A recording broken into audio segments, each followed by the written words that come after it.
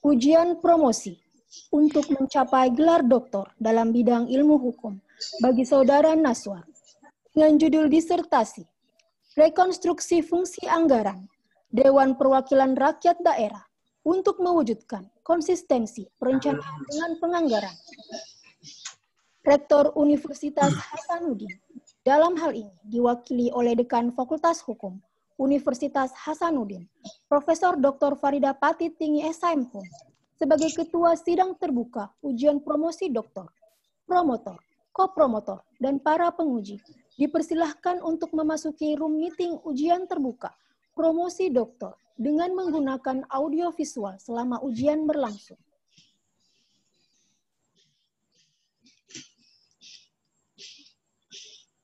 Ujian promosi ini adalah rangkaian dan tahapan-tahapan ujian yang telah dilalui Saudara Promovendus, di mana pada tanggal 2 November 2018 seminar proposal, pada tanggal 10 Juni 2020 seminar hasil, pada tanggal 11 Agustus 2020 ujian prapromosi, dan pada hari ini adalah ujian terakhir untuk mencapai gelar doktor dalam bidang ilmu hukum. Ujian promosi doktor, Saudara Naswar, dibuka oleh Ketua Sidang. Ya, baik. Terima kasih, MC. Bismillahirrahmanirrahim. Assalamualaikum warahmatullahi wabarakatuh. Dan selamat pagi. Salam sejahtera untuk kita semua. Dalamnya, salatu wassalamu ala asyrafil anbiya'i wal mursalin. Tentunya sebelum saya membuka sidang promosi doktor Saudara Naswar pada pagi hari ini, tentunya saya mengajak kita semua memanjatkan puji syukur kepada Allah SWT karena atas rahmat dan hidayahnya kita diberikan kesehatan dan kesempatan untuk bersama-sama hadir bersama. Dan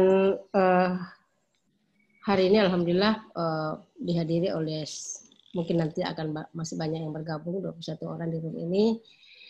Dan promotor kali ini adalah yang mata pelajar Bapak Profesor Dr. Haji Amjing Ilmar, SHM Hum, dan kopromotor yang mata pelajar Bapak Profesor Dr. Andi Pangeramulta, SHMH DFM, dan kopromotor yang mata pelajar Bapak Profesor Dr. Ahmad Ruslan, SHMH. Dan bertindak selaku penguji yang mata pelajar, penguji eksternal Bapak Dr. Soekardi, SHMH, beliau adalah lektor kepala pada Fakultas Hukum Universitas Airlangga Surabaya. Terima kasih banyak Pak Prof. Soekardi berkenan memenuhi undangan kami, dan alhamdulillah karena ini tidak bisa dilaksanakan kalau tidak ada penguji eksternal. Dan berturut-turut penguji mata pelajar Bapak Profesor Dr. Samsul Bahri, SHMS, yang mata pelajar Bapak Profesor Dr. Abdul Rasak, SHMH, yang mata pelajar Bapak Profesor Dr. HM Jafar Saidi, SHMH, yang saat ini sedang berada di Jakarta. Ya, sehat-sehat Prof di Jakarta. Yang mata pelajar Ibu Profesor Dr. Marwatur Risa, SHMSI, yang juga sekaligus KPSS 3 Ilmu Hukum. Dan terima kasih kepada seluruh tamu undangan mahasiswa yang hadir pada kesempatan ini. Selanjutnya saya ingin menanyakan kepada Saudara Promovendus, apakah Saudara sudah siap untuk mengikuti sidang promosi doktor? Siap. Baik. Nah, Saudara sudah siap, atas nama Rektor sidang promosi doktor Saudara Naswar Bohari dengan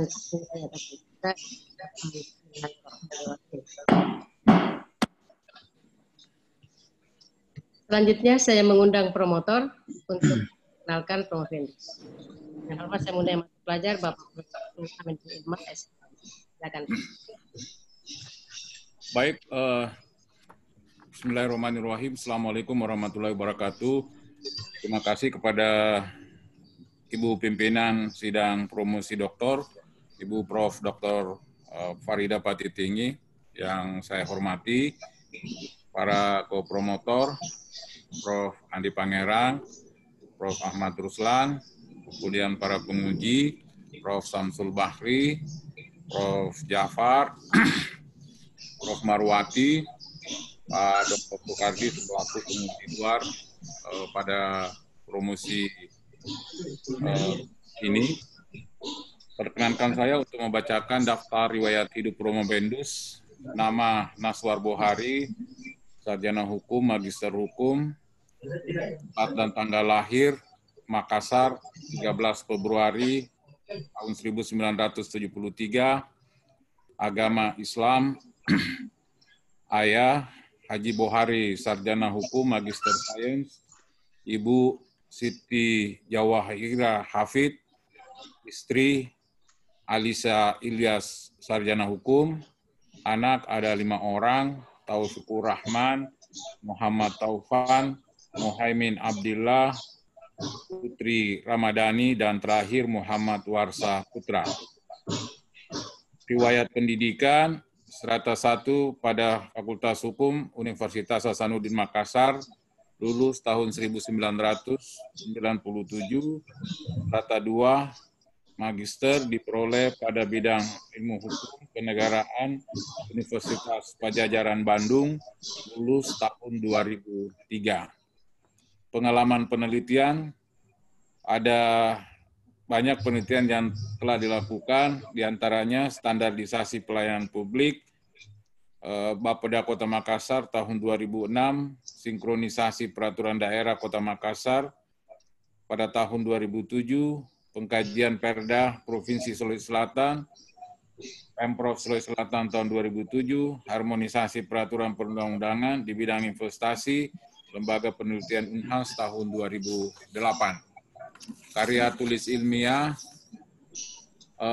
ada beberapa diantaranya konsekuensi yuridis penyertaan modal negara ke dalam badan usaha milik negara, Jurnal Ilmu Pengetahuan Sosial, volume ke-8 nomor 2 bulan Juni tahun 2007, kuasa pengguna anggaran dan implementasinya dalam pengelolaan keuangan daerah, Jurnal Amanagapa, volume 17, nomor 4, Desember tahun 2009. Kemudian hak angket dalam konstelasi ketatanegaraan Indonesia, Jurnal Konstitusi, volume 1, nomor 1, bulan November 2012. Terakhir, Perpu dalam konteks mekanisme hubungan antar lembaga negara, Jurnal Islah, volume 13, nomor 2, bulan Mei 2011. Demikian, saya kembalikan kepada pimpinan promosi, Ibu Dekan Fakultas Hukum Universitas Hasanuddin. Wassalamualaikum warahmatullahi wabarakatuh. Waalaikumsalam warahmatullahi wabarakatuh. Terima kasih banyak promotor yang mata pelajar Bapak Profesor Dr. Aminuddin Ilmar, SHMH. Selanjutnya saya mengundang Saudara Promovendus untuk mempresentasikan ringkasan disertasinya dengan waktu paling lama 20 menit. Silakan.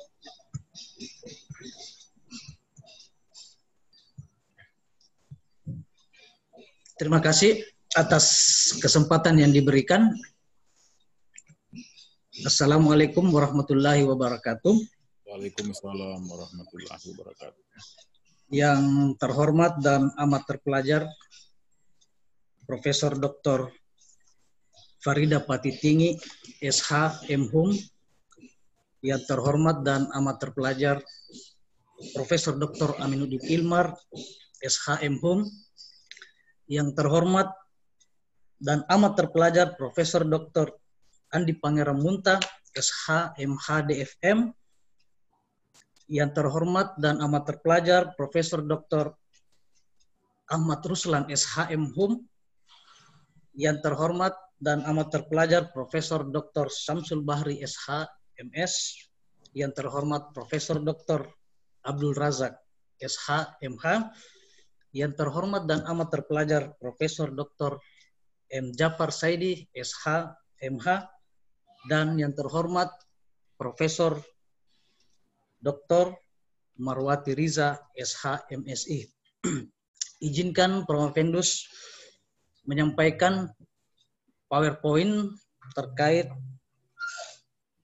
hasil penelitian disertasi berjudul Rekonstruksi Fungsi Anggaran Dewan Perwakilan Rakyat Daerah untuk mewujudkan konsistensi perencanaan dengan penganggaran. Dipahami bahwa APBD adalah instrumen untuk menggerakkan penggunaan keuangan daerah guna pencapaian tujuan berpemerintahan daerah yakni terwujudnya kesejahteraan masyarakat. Nah, APBD dengan demikian merupakan instrumen kesejahteraan umum. Sehingga karena itu, sudah seharusnya bahwa APBD itu dikelola oleh masyarakat setempat. Mereka lah yang menyusun anggaran. Hanya saja, tentu melalui perantaraan wakilnya. Dalam hal ini, kepala daerah sebagai pemegang kekuasaan pengelolaan keuangan daerah. Penyusunan anggaran atau penganggaran adalah domain kepala daerah. Hanya prosesnya memang melibatkan institusi DPRD sebagai pembahas dan pemberi persetujuan terhadap rencana anggaran. Nah, dalam proses itu, DPRD dapat saja menyetujui dengan atau tanpa perubahan. Artinya bahwa Dewan itu dapat mengajukan usul atau saran yang mengubah substansi dan besaran angka dalam rencana anggaran. Nah, dengan proses seperti itu, DPRD seakan-akan menjadi penyusun anggaran dalam artian mengubah-ubah rencana anggaran menurut preferensi kepentingan para anggotanya. Termasuk mengubah alokasi jenis belanja yang merupakan persoalan teknis anggaran. Nah, dalam hal demikian, atau dalam keadaan demikian, maka ruang negosiasi anggaran akan menjadi terbuka lebar yang kemudian menyebabkan inkonsistensi keputusan penganggaran dengan perencanaannya. Nah, dengan proses seperti itu, DPRD seakan-akan menjadi penyusun anggaran. Nah, dengan inkonsistensi yang demikian juga disebabkan oleh terpisahnya pembahasan dokumen anggaran di DPRD. Dokumen rancangan KUA dan RPPS dibahas dan disepakati lebih dulu dalam bentuk nota kesepakatan KUA dan PPS. Namun, nota kesepakatan ini cenderung diabaikan pada waktu membahas RAPBD. Tak heran jika APBD yang kemudian disetujui pun cenderung meninggalkan konsistensinya dengan KUA, PPAS, serta RKPD. Nah, dengan latar belakang demikian, maka pertanyaan penelitian adalah apa hakikat fungsi anggaran DPRD? Kemudian bagaimana lingkup wewenang DPRD dalam membahas anggaran? Lalu yang ketiga, bagaimana mekanisme pembahasan anggaran yang tepat untuk menjaga konsistensi perencanaan dengan penganggaran? Tujuan penelitian ini adalah pertama menemukan hakikat atau kandungan makna dari fungsi anggaran DPRD. Yang kedua, menemukan lingkup wewenang DPRD dalam membahas anggaran, tentu sesuai dengan hakikat fungsi anggaran lembaga DPRD itu. Yang ketiga, menemukan mekanisme pembahasan anggaran yang dapat menjaga konsistensi keputusan penganggaran dengan perencanaannya.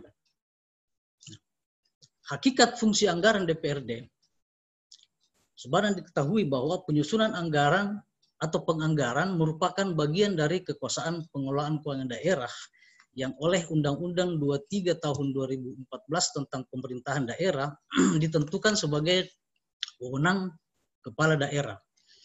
Nah, proses tersebut melibatkan institusi DPRD sesuai doktrin kedaulatan rakyat.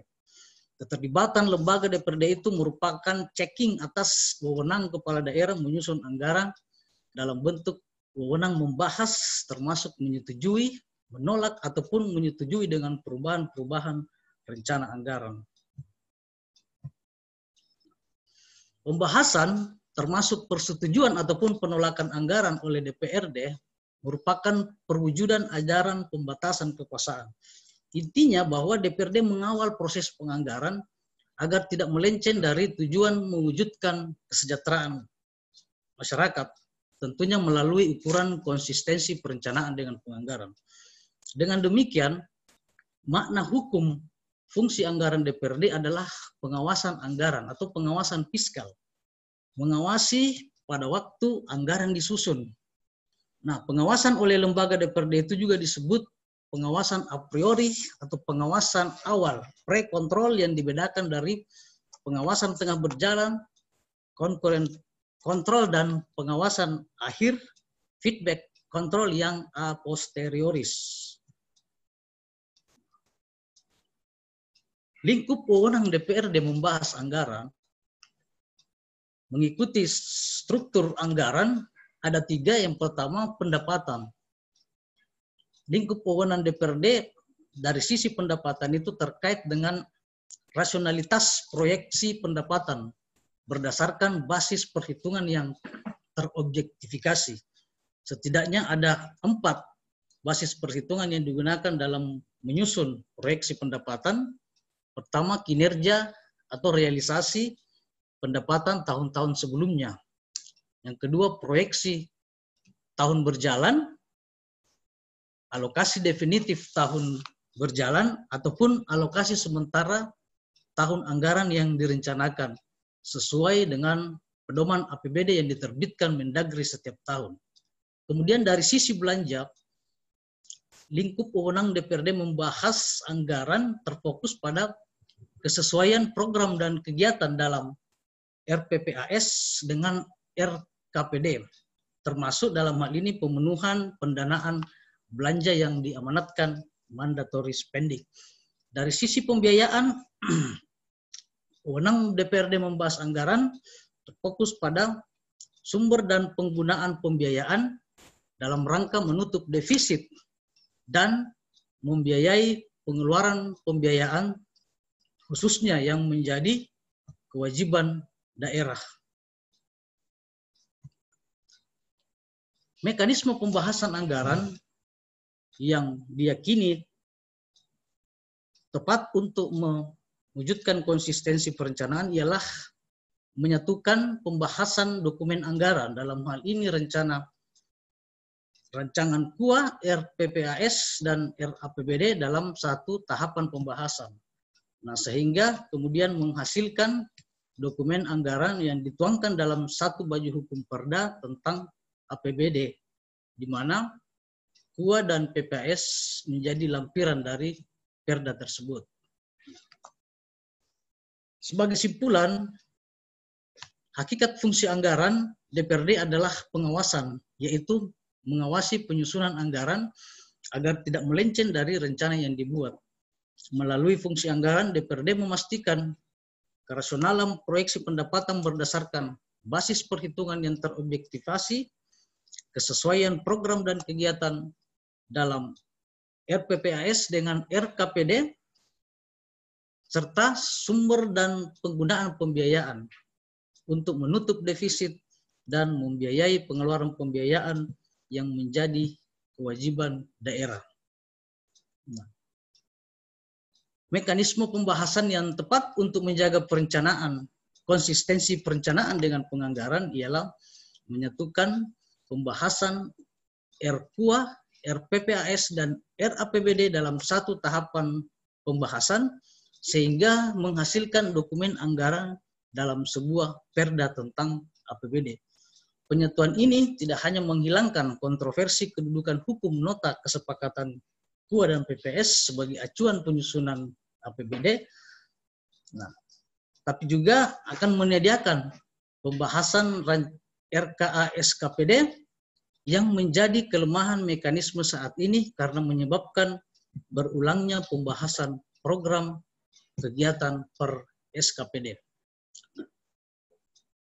Dari situ diturunkan saran pertama, perlunya penegasan fungsi DPRD sebagai pengawasan melalui penyederhanaan fungsi-fungsi dewan itu menjadi 2, yaitu pembentukan perda dan pengawasan.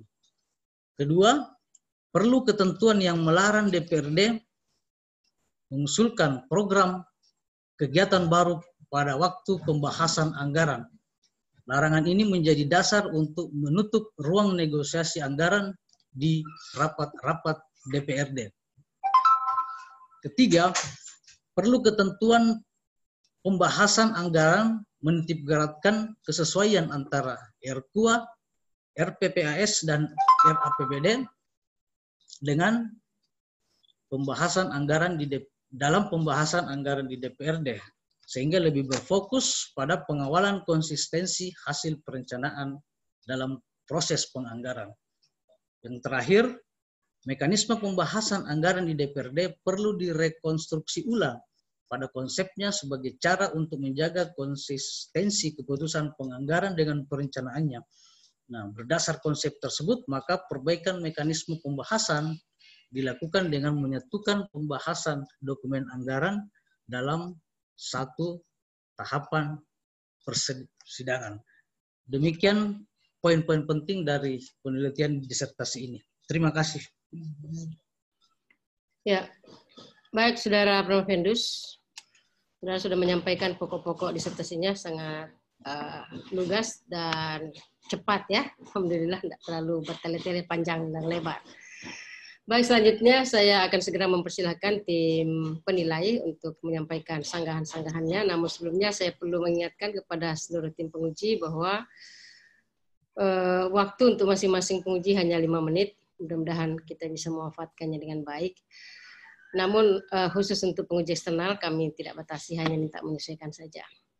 Dan seperti biasa promotor akan menyampaikan sanggahan maupun klarifikasi terhadap disertasi ini pada akhir ujian ini. Untuk itu pada kesempatan pertama dengan hormat saya mengundang kopromotor yang amat terpelajar Bapak Profesor Dr. Andi Pangerammunta SH MH DFM. Silakan Prof. Terima kasih Ibu Dekan sebagai pimpinan sidang promosi.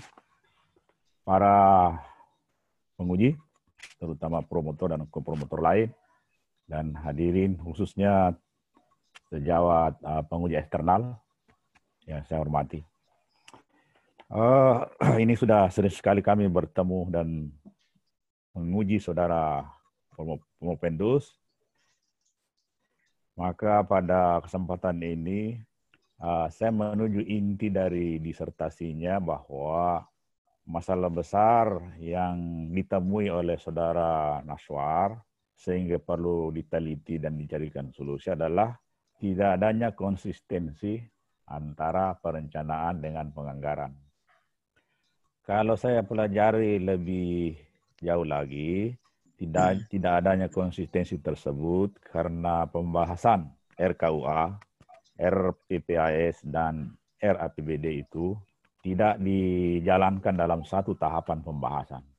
Nah, untuk itu saya ingin meminta lagi lebih detail apa yang saudara maksudkan, saudara Naswar, perlu menyatukan tahapan pembahasan sehingga nanti antara perencanaan dengan penganggaran itu bisa terjadi konsistensi, terutama pembahasan RKUA, RPPAS, dan RAPBD. Silakan dijelaskan. Ya, makasih Prof. Jadi selama ini berdasarkan regulasi dan praktek yang terjadi, pembahasan ketiga dokumen anggaran tersebut itu dilakukan memang secara terpisah. Jadi pembahasan rancangan KUA dan PPAS itu dilakukan lebih dahulu. Dari pembahasan itu kemudian dihasilkan kesepakatan, ya, kesepakatan mengenai proyeksi pendapatan, mengenai rencana program dan kegiatan yang akan dijalankan termasuk sumber dan penggunaan pembiayaan. Kesepakatan inilah yang kemudian dituangkan dalam nota kesepakatan antara Ketua Pimpinan DPRD dengan Kepala Daerah. Nah, yang kemudian menjadi acuan dalam penyusunan RAPBD. Bagi pemerintah daerah, bagi kepala daerah, tentu nota kesepakatan ini dijadikan rujukan dalam menyusun postur rancangan APBD. Tapi yang terjadi kemudian ketika memasuki sidang pembahasan tahapan berikut, ketika membahas rancangan perda, seringkali nota kesepakatan ini tidak dijadikan acuan, seringkali diabaikan. Karena dalam praktik yang terjadi kemudian DPRD seringkali memunculkan kembali inisiatif baru, dan itu dijustifikasi juga oleh peraturan, oleh Permendagri, bahwa DPRD itu boleh mengajukan inisiatif baru, dan ini berlangsung pada saat pembahasan rancangan APBD. Nah, inisiatif baru ini tentunya tidak termuat sebelumnya, tidak muncul sebelumnya di dalam RKUA dan dalam nota kesepakatan dan PPAS serta KUA tidak muncul, tapi kemudian muncul di dalam pembahasan RAPBD. Sehingga kemudian substansi RAPBD yang kemudian dibahas dan kemudian disetujui ini akan berbeda dengan nota kesepakatan KUA yang notabene disusun dan kemudian disepakati berdasarkan RKPD sebagai tolok ukurnya. Nah, itu karena pembahasannya dilakukan secara terpisah. Yang kedua, dengan pemisahan pembahasan memungkinkan budget akter ini melakukan pembahasan anggaran secara berulang.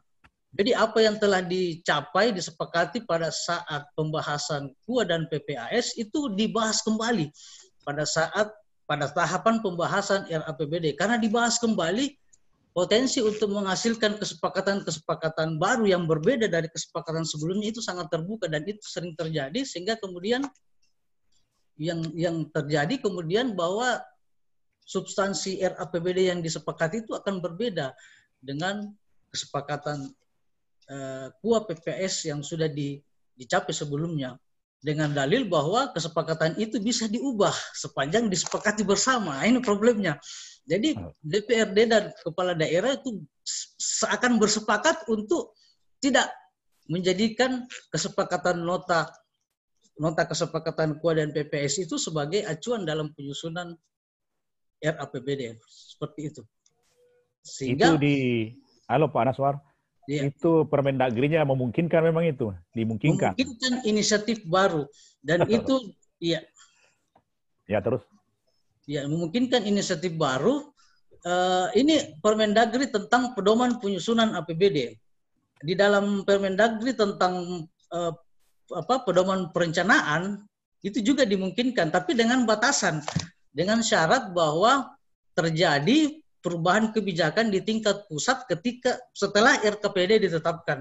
Jadi setelah RKPD ditetapkan terjadi perubahan kebijakan di tingkat pusat, sehingga kemudian harus dilakukan penyesuaian-penyesuaian, tidak perlu mengubah RKPD, tapi cukup langsung dituangkan ke dalam KUA dan PPAS.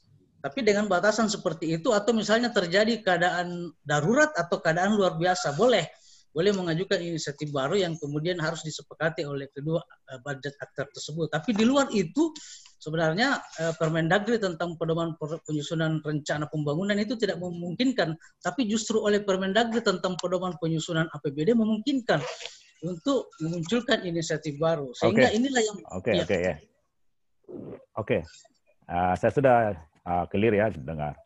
Tapi dalam mengakomodasi ada tanda petik penumpang-penumpang gelap itu di tengah jalan, ada inisiatif baru, ada kan juga Permendagrinya.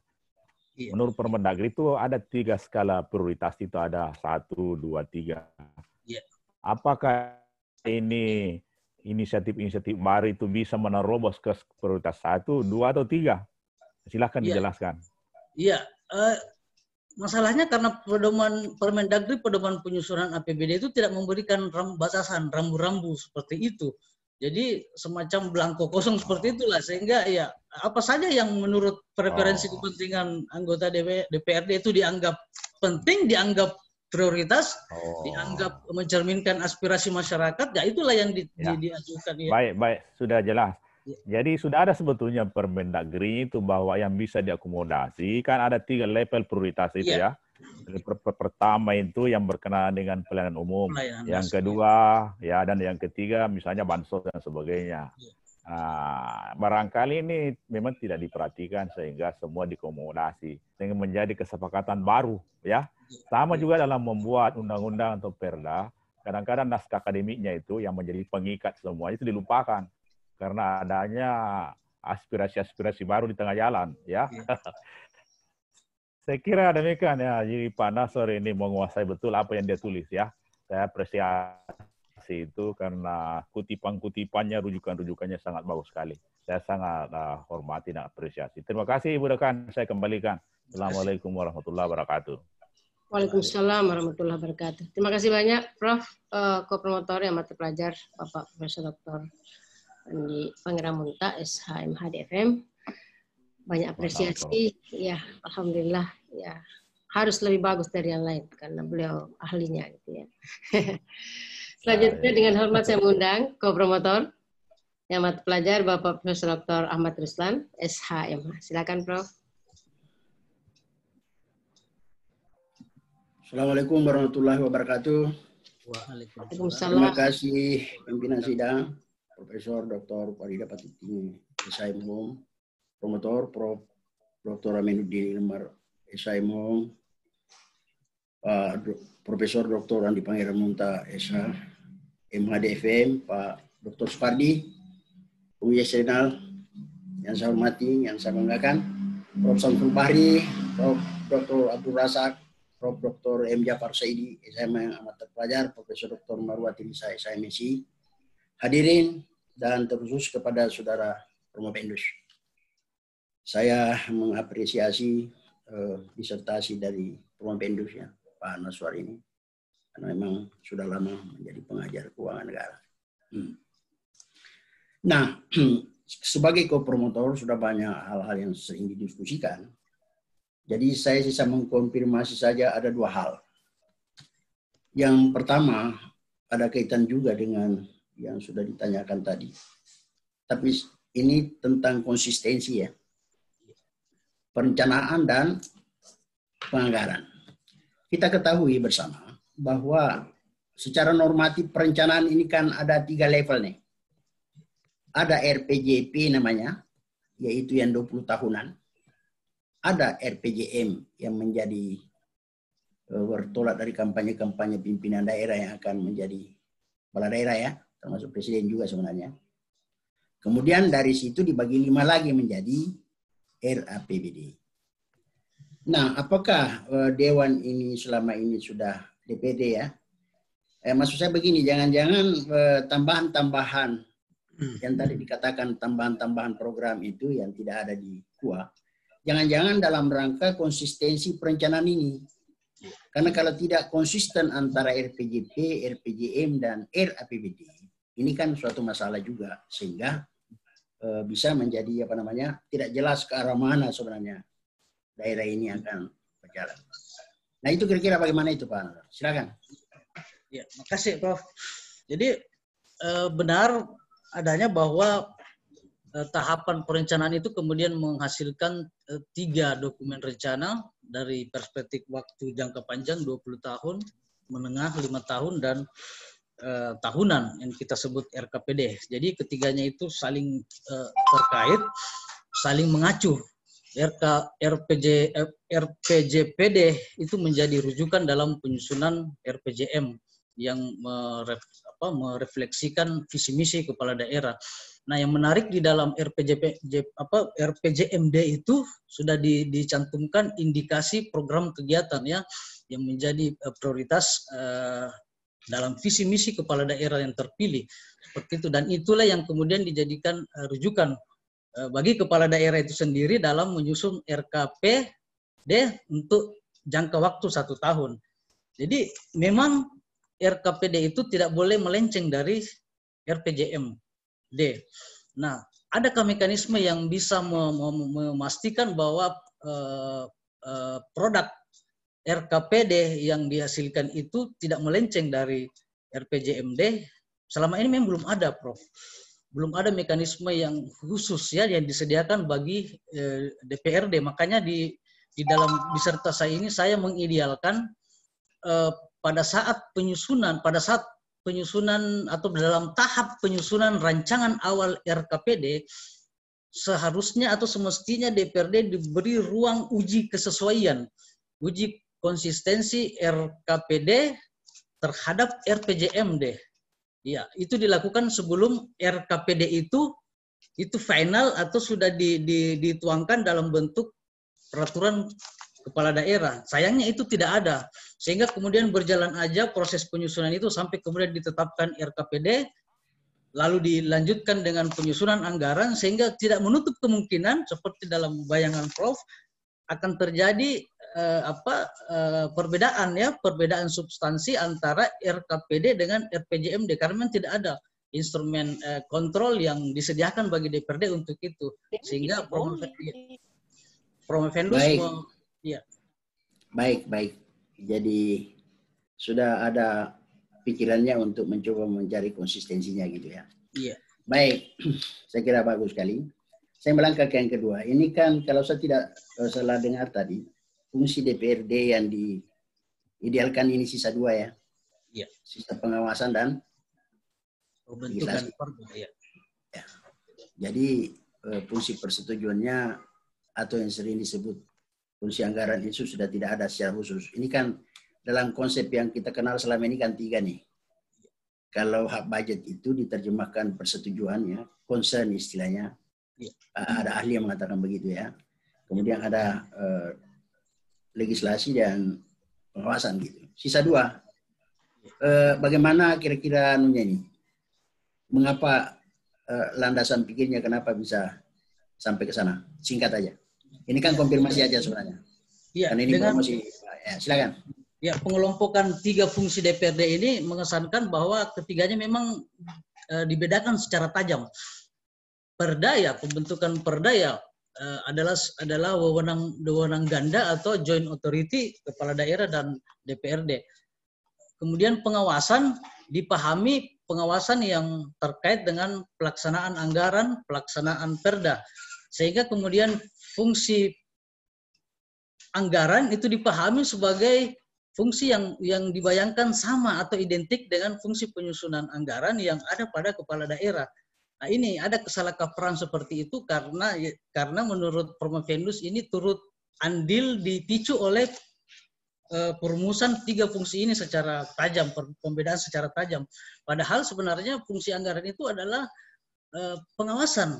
Jadi pengawasan ini kemudian kita sederhanakan menjadi 2, fungsi anggaran itu dalamnya termasuk fungsi pengawasan, khususnya pengawasan anggaran atau pengawasan fiskal. Jadi tanpa menghilangkan kewenangan DPRD untuk melakukan pembahasan termasuk memberikan persetujuan ataupun penolakan terhadap anggaran. Cuman untuk menghindari kesalahkaprahan yang sudah terlanjur terjadi, ada pemahaman seolah fungsi penyusunan perda, penyusunan anggaran itu adalah wewenang bersama atau otoritas ganda DPRD dan kepala daerah. Karena perumusan 3 fungsi ini yang seakan dibedakan secara tajam. Nah, untuk menghindari kesalahkaprahan itu, Promovendus mengusulkan fungsi ini disederhanakan menjadi 2. Jadi ketika menyebut fungsi pengawasan, di dalamnya sudah termasuk pengawasan fiskal ya, yang kita pahami sebagai fungsi anggaran. Seperti itu, Prof. Iya, jadi itu saja yang perlu ditegaskan bahwa yang dimaksud dengan pengawasan sudah termasuk fungsi. Fungsi anggaran. Saya kira demikian, pimpinan. Saya kembalikan kepada pimpinan sidang. Terima kasih. Assalamualaikum warahmatullahi wabarakatuh. Ya, terima kasih banyak, Prof. Kopromotor yang mata pelajar Bapak Profesor Dr. Ahmad Ruslan, SHMH. Selanjutnya dengan hormat saya mengundang mata pelajar penguji eksternal Bapak Dr. Sukardi, SHMH. Silakan Pak. Terima kasih, Prof. Mohon izin Dewan Promotor dan Dewan Penguji. Saudara Promovendus, selamat. Anda sudah sampai di tahapan akhir dari perjalanan panjang Anda dalam menempuh studi. Saya ingin mengklarifikasi dulu ya, kedudukan DPRD di dalam mengontrol keuangan ini, dia kedudukannya sebagai badan legislatif atau eksekutif. Ya. Kalau berdasar pada konsep desentralisasi ya, fungsi-fungsi lembaga daerah itu terbatas pada fungsi administratif, sehingga dengan demikian DPRD lebih tepat disebut sebagai lembaga tetap disebut sebagai lembaga parlemen yang menjalankan fungsi administratif, fungsi yang bersifat administrasi. Ya, saya akan melihat ini namanya ujian ya. Ya. Jadi saya ingin menguji ketangguhan saudara di dalam bertahan ini seperti apa. Ya. Jadi saya mengawal itu, kenapa? Karena di dalam Undang-Undang 23 tahun 2014, itu kan kedudukan DPRD ini kan bagian dari pemerintahan daerah. Bagian dari. Sehingga tadi ketika Anda mengatakan bahwa masalah anggaran itu, saya mohon maaf kalau salah dibantah. Jadi ketika anggaran itu adalah menjadi wewenang dari kepala daerah, itu menurut saya kok nggak benar. Gimana? Jadi sejatinya memang fungsi fungsi penyusunan anggaran, fungsi sebagai bagian dari pengelolaan keuangan daerah itu dilekatkan pada institusi atau jabatan kepala daerah. Undang-Undang 23 2014 itu tegas menyatakan itu, kekuasaan pengelolaan keuangan daerah berada di tangan kepala daerah. Salah satu elemen atau bagian dari kekuasaan pengelolaan keuangan daerah itu adalah perencanaan dan penyusunan anggaran. Jadi ini kewenangan eksklusif yang dimiliki oleh kepala daerah, meskipun dia tidak bebas sama sekali dari intervensi ataupun koneksitas dengan lembaga lain, dalam hal ini DPRD. Ya, nggak usah ragu-ragu, Anda sudah meneliti. Iya, jadi jawab secara tegas gitu. Iya, jadi tetap fungsi pengawasan fungsi penyusunan anggaran adalah fungsi kepala daerah sebagai bagian dari pengelolaan keuangan daerah, sedangkan DPRD di sini berperan sebagai pengontrol terhadap pelaksanaan kekuasaan pengelolaan keuangan daerah, khususnya dalam penyusunan anggaran daerah. Ya, Anda membaca secara keseluruhan peraturan Menteri Dalam Negeri tentang pedoman penganggaran itu. Iya. Kira-kira reasoningnya apa? Kok untuk DPRD diberi kebebasan seperti itu? Iya, terkait dengan inisiatif baru yang mungkin Bapak maksud. Jadi inilah yang saya katakan tadi, sebenarnya kebablasan karena terlalu jauh masuk ya, memberikan fungsi penyusunan anggaran itu kepada DPRD ketika DPRD diberi hak untuk mengubah-ubah anggaran menurut kepentingannya ya, seperti itu. Padahal rujukannya ya sudah ada perencanaan, dan perencanaan itu juga menjadi domain kepala daerah. Jadi tinggal mengontrol, memastikan bahwa itu anggaran memang disusun dengan merujuk kepada rencana yang telah disusun sebelumnya. Oke. Pendapat Anda itu kalau saya menilai itu masih berdasarkan pada pandangan lama, ya, di mana bahwa DPRD itu identik dengan DPR pada waktu itu, di mana fungsinya adalah middleweight giving atau middleweight regulating. Jadi ikut serta membuat peraturan kalau dulu. Tapi dengan Undang-Undang 32 tahun 2004 itu sebenarnya ada keinginan penguatan terhadap fungsi DPRD sebagai wakil rakyat, ya, dalam hal ini adalah sekaligus di dalam rangka demokratisasi. Sehingga di sini ketika ini diperkuat di dalam Undang-Undang 23 tahun 2014 bahwa DPRD dan eksekutif kepala daerah itu adalah satu pasangan di dalam penyelenggaraan pemerintahan daerah. Sehingga disitulah kemudian kalau saya reasoning dari atau rasio legis dari permen itu adalah bagaimana memberi penguatan kepada wakil rakyat itu supaya bisa mengontrol, ya, bisa mengontrol kepala daerah mulai awal dari perencanaan sampai dengan pelaksanaan. Itu intinya. Ya, ini mohon nanti mungkin bisa ditambahkan di dalam penelitian Anda apakah yang saya sampaikan itu betul atau tidak.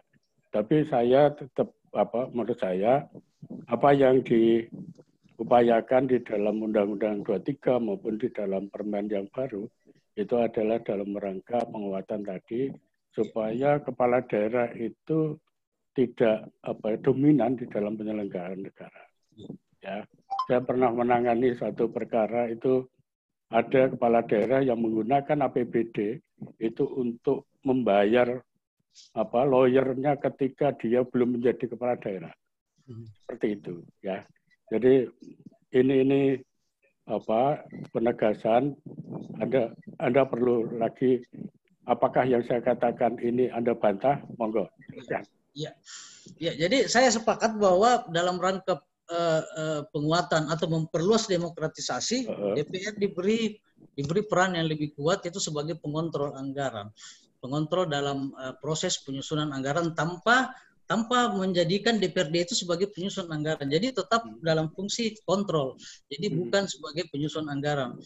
Dan ini dikaitkan dengan fungsi legislasi, memang menurut saya ini, menurut Prof. Venus, ini dua hal yang berbeda. Jadi fungsi penyusunan anggaran meskipun endingnya berupa produk perda, kalau di level pusat itu produk undang-undang, Prof. Venus menilai ini bukan proses bagian dari proses legislasi, tapi proses penyusunan anggaran, penetapan anggaran yang melibatkan DPRD sebagai pengontrolnya, seperti itu. Jadi istilah ikut serta menetapkan itu memang menimbulkan kesalahkaprahan juga, bahwa seolah-olah DPRD ikut menetapkan, ikut menyusun, padahal ikut menetapkan itu dimaknai sebagai bentuk kontrol sebenarnya, seperti itu, bentuk pengawasan. Jadi tetap fungsi penyusunan perda itu fungsi eksklusif dari pemerintah daerah, berbeda dengan fungsi legislasi atau fungsi pembentukan perda itu memang wewenang ganda. Jadi baik DPRD maupun kepala daerah itu sama-sama memiliki kekuasaan atau kewenangan yang sama, mulai dari tahap perencanaan, penyusunan program pembentukan perda, inisiasi mengajukan rancangan perda, itu DPRD juga punya. Tapi khusus untuk fungsi penyusunan perda, itu DPRD tidak punya hak atau wewenang untuk mengajukan rancangan. Ya, saya posisi berbeda dengan Anda untuk ini. Memang di dalam undang-undang itu khusus untuk APBN, khusus untuk RAPBN, RAPBD, itu rancangan berasal dari pemerintah. Reasoningnya apa? Reasoningnya adalah bahwa yang paling tahu kondisi keuangan pada waktu itu, kemudian kebutuhan-kebutuhan yang diperlukan adalah pemerintah. Tapi dalam rangka pembelaan terhadap hak rakyat, maka sebenarnya yang paling tahu adalah DPRD, itu idealnya. Tapi faktanya apakah seperti itu? Ya bisa juga diperdebatkan, gitu ya. Ini yang ingin saya challenge dengan Anda. Ya, terima kasih Anda sudah menjawab dengan baik. Teruskan apa yang Anda lakukan. Cuman saya minta tolong ada semacam supaya antara peraturan perundang-undangan, antara undang-undang, peraturan menteri, kemudian mungkin juga undang-undang tentang MD3 itu ada satu kesatuan pandangan gitu ya tentang hal ini, supaya cita-cita Anda tadi bisa diwujudkan di sana. Ya, itu catatan dari saya. Terima kasih Anda sudah menjawab dengan baik. Terima kasih Prof. Saya kembalikan pada pimpinan. Terima kasih. Baik, terima kasih Bapak Dr. Soekardi. Ini ada perspektif ya, mungkin menjadi bahan perbandingan ya dari Pak Naswar ya. Insya Allah sebentar lagi Dokter. Untuk saya kira tidak ada masalah perbedaan pendapat di level akademik. Baik, selanjutnya dengan hormat saya mengundang yang mata pelajar Bapak Profesor Dr. Samsul Bahri, SHMH, selaku penguji. Silakan, Prof. Terima kasih Ibu Dekan Pimpinan Sidang Ujian Promosi Doktor, promotor dan kopromotor yang saya hormati, dan para penguji yang saya hormati, dan secara khusus penguji eksternal Pak Dr. Soekardi. Terima kasih Pak Dr. Soekardi berkenan hadir dalam ujian promosi ini. Saudara Prof. Venus, Pak Naswar ya, selamat ya bisa sudah sampai di penghujung penyelesaian studi. Saya kira ini patut kita apresiasi karena selama ini agak lama baru bisa ada tahapan-tahapan ya, dan akhirnya juga sampai pada ujian akhir. Selamat Pak Naswar. Terima kasih. Ada beberapa klarifikasi saja dari saya. Ini pertanyaan biasa ini, S1 sebenarnya. Ya. DPRD itu eksistensinya apa? Lembaga legislatif ataukah unsur pemerintah daerah? Unsur pemerintah daerah. Unsur pemerintah daerah. Sebagai bagian dari pemerintah daerah. Jadi bukan lembaga legislatif. Bukan. Tapi menjalankan fungsi legislasi, ya. saya tidak sepakat Ya, dengan ya. Ini yang saya bahasan paham. hukum ini ya. Iya. Ya. Yang Ya, karena tadi ada yang kedua kita saya kira pendapat bagus ya. Iya. Unsur pemerintah daerah. Karena kita negara kesatuan ya. Iya. Bukan negara kayak seperti di Amerika, negara bagian ya. Bagian federasi. Jadi lembaga legislatif itu ada di pusat ya. Pusat. Nah, unsur pemerintah daerah. Tapi menjalankan fungsi-fungsi legislasi sebenarnya. Karena dia membahas perda, itu instrumen apa, dan juga punya inisiatif untuk hak inisiatif untuk mengajukan rancangan perda. Iya. Tapi eksistensinya adalah unsur pemerintah daerah. Ya. Nah, tadi persoalan-persoalan banyak sekali yang dikemukakan. Ya. Apakah dari sisi regulasinya yang bermasalah atau dalam tataran implementasi yang bermasalah? Karena tadi itu bahwa boleh dirubah. Boleh merubah perencanaan sesuai dengan pedoman dari Permendagri. Syaratnya jika terjadi perubahan kebijakan di tingkat nasional. Ya. Tapi faktanya ya banyak terjadi perubahan-perubahan tanpa ada didasarkan pada perubahan kebijakan nasional. Itu karena seperti yang Anda bahasakan, ada kebablasan, ada kepentingan dan seterusnya. Saya melihatnya itu bukan merekonstruksi fungsi anggaran, tapi saya melihatnya itu sebagai merekonstruksi kapasitas fungsi anggaran. Apa sama atau beda? Yang mau direkonstruksi kapasitasnya. Karena aturannya kan dalam implementasinya kan banyak kepentingan. Nah, kita maklumi juga ranahnya memang banyak, ranah kepentingan memang di situ ya. Iya.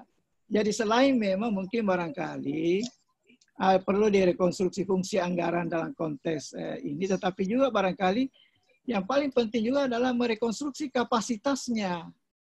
Kapasitas kapasitas DPRD barangkali ya. Ya, ini satu pendapat, tapi saya kira silakan Anda berpendapat ya. Kita ini kan menghargai pendapat. Silakan Pak Naswar. Bagaimana pendapatnya? Iya, jadi memang secara regulasi ya dibuka ruang untuk melakukan perubahan-perubahan ya dari sudut pandang DPR, tapi tentu dengan batasan atau rambu-rambu yang diatur dalam Permendagri tentang perencanaan. Cuma masalahnya ketika kita menengok ke Permendagri tentang pedoman penyusunan APBD, justru tidak ada batasan seperti itu. Sehingga jadi memang antar aturan yang ada juga memang sudah tidak sejalan. Nah, yang dipilih ya memang ternyata DPRD lebih suka untuk leluasa untuk mengajukan inisiatif sehingga dalam praktiknya ya seperti itu. Bahwa kapasitas ya benar, saya sepakat juga kapasitas anggota DPRD dalam hal ini pemahaman akan fungsi anggaran yang disandang oleh lembaganya seperti itu. Makanya Provendus menyarankan supaya fungsi DPRD itu disederhanakan aja jadi 2 sehingga fungsi anggaran itu lebih dipahami sebagai fungsi pengawasan, bukan untuk mengobok-obok untuk menyusun program kegiatan yang hanya semata-mata didasarkan kepada self interestnya seperti itu. Baik. Saya kira menarik Anda bahaya mengulas itu ya pendapatnya. Saya menghargai pendapatnya. Yang terakhir ini ya, apa kontribusi disertasi Anda terhadap pengembangan ilmu pengetahuan? Nah, mungkin juga bagi pemerintah daerah maupun pemerintah pusat. Ya. Ini satu karya yang bisa diharapkan bisa memberi kontribusi baik dalam pengembangan ilmu pengetahuan maupun kontribusi dalam tataran praktis ya, supaya ini ada manfaatnya. Ya, saya kira itu ya terakhir ya. Ya, jadi kontribusi yang ingin dituju ya secara umum bahwa dewasa ini sebenarnya peran atau fungsi DPRD itu sebenarnya lebih difokuskan atau lebih dititik beratkan pada fungsi-fungsi pengawasan seperti itu. Yeah. Jadi bahwa hari ini juga DPRD menjalankan fungsi legislasi, tapi pergeseran hari ini fungsi legislasi pun atau fungsi pembentukan perda pun itu sudah mulai bergeser juga ke pemerintah daerah, karena seperti tadi dikatakan oleh Pak Soekardi bahwa yang lebih tahu kebijakan apa yang dibutuhkan oleh pemerintah adalah pemerintah daerah itu sendiri.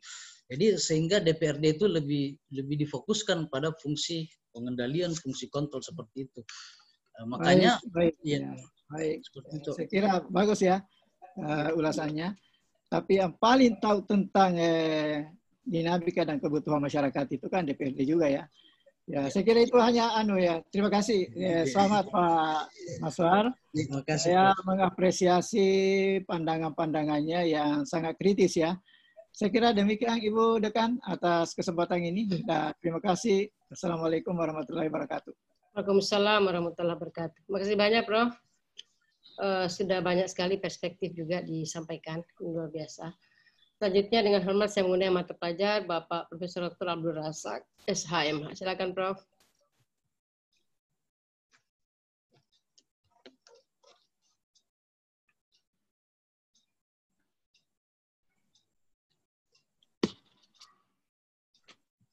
Profesor Farida, Dewan Penguji yang saya hormati, mohon maaf agak ribut ini, Saudara Naswar, juga hadirin, terkhusus kalau hadir Pak Buhari, guru saya. Halo Pak Buhari ya? Tidak bisa, tidak bisa nyemplung ya. Tidak Kondisi alasan kesehatan, Prof. Pertama-tama saya ingin juga ucapkan memberi apresiasi kepada Saudara Naswar karena telah sampai pada akhir proses studi pendoktorannya ini. Saya senang sekali pribadi karena bukan saja sebagai kolega ya, tetapi memang kita seperjuangan ini di bagian juga di mana-mana. Yang saya ingin komentari mungkin juga bukan pertanyaan, sehubungan dengan karakteristik APBD itu, ya. Yeah. Jadi kita sama ketahui bahwa APBD ini spesifik sama APBN, ya. Jadi itu APBN monopoli presiden, dan dikatakan di pasal 23 RUU APBN itu diajukan oleh presiden. Satu-satunya rancangan undang-undang yang diajukan oleh, tidak boleh diajukan oleh yang lain kecuali presiden. Ya itu, jadi saya sependapat sekali dalam pikirannya tadi bahwa itu ranah eksekutif dari atas sampai ke bawah. Dan itulah yang saya katakan tadi, inilah spesifikasi, inilah karakteristik atau kekhasan yang namanya APBD, APBN. Sekaligus kita tiga fungsi tadi Prof. Samsu, fungsi DPR, DPRD kita bicarakan legislasinya, ya? Karena dia adalah APBN, APBD, rancangan undang-undang APBN, ya, rancangan perda APBD, ya, dan legislasinya, budgetingnya pasti karena ada anggaran, tadi itu kontrolnya, pengawasannya, ya, yang dikatakan Pak Nasori itu, Bro Pendus itu ya, pengawasannya itu di akhir lah, jangan dia terlibat di ini. Saya setuju. Saya setuju. Yang lemah dari 3 fungsi parlemen kita ini itu adalah pengawasan. Terus terang, saya baca kemarin, saya dapat kiriman buku dari siapa nih, 90 tahun Profesor Soli Lubis. Ini tulisannya Perbagir ada di dalam sini. Itu mengatakan ya bahwa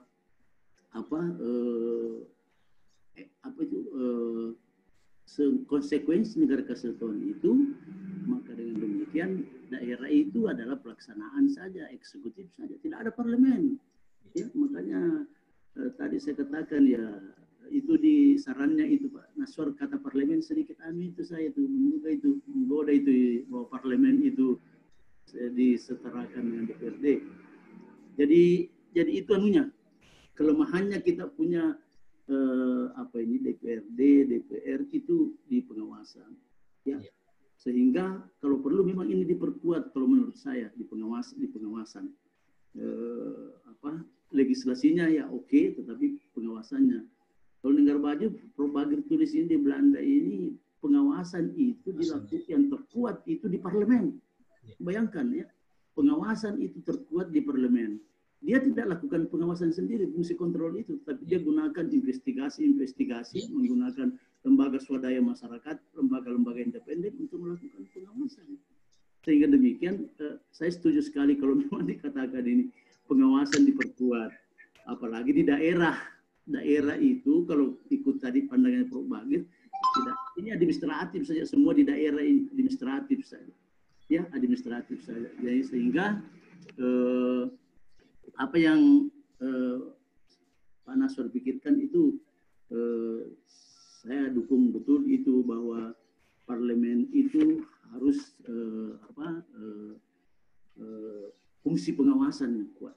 Tidak usah, kalau perlu tidak usah dibicarakan itu fungsi, karena otomatis itu legislasi yang namanya fungsi budgeting itu yang banyak merusak itu. Fungsi baik di pusat juga begitu, baik di pusat. Justru fungsi pengawasan ini yang harus dibagi. Cuma karena kita terlanjur, tadi kita terlanjur pasang di pasal konstitusi kita 3 fungsi itu. Itulah yang diturunkan di daerah, padahal daerah kondisinya lain dengan pusat seharusnya, gitu ya.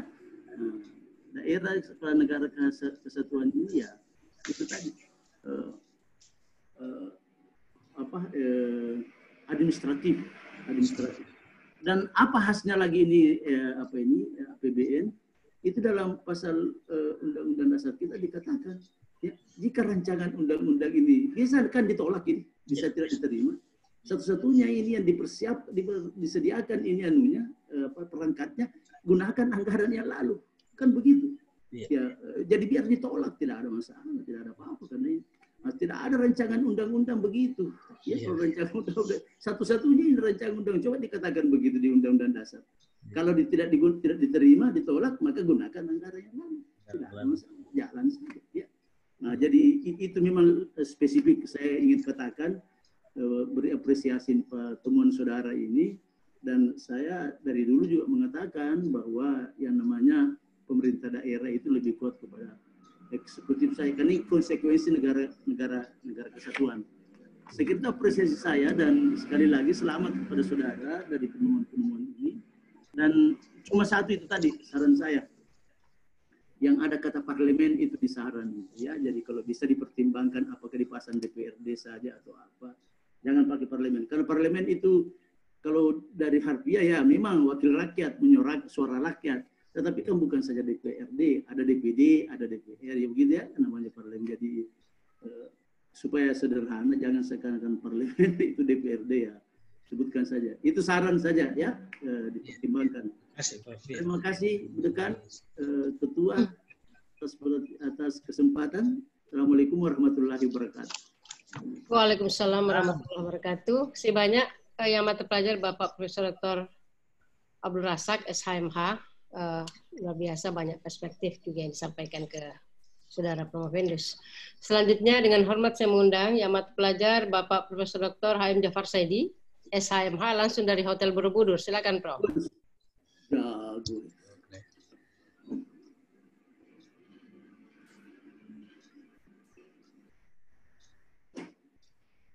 Nggak kedengaran suaranya Prof. Mute, Prof. Di mute. Tapi Prof, kita unmute dulu. Termute. Masih mute, Prof.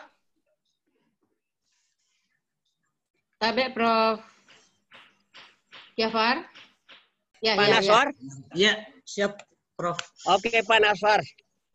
Hari ini saya minta kejujuran saudara sebagai ilmuwan. Waktu saya ujian tutup, ya, 3 ujian sekarang ini, judul saudara itu ada perubahan. Iya. Ya, itu saya akui Anda kejujuran. Iya.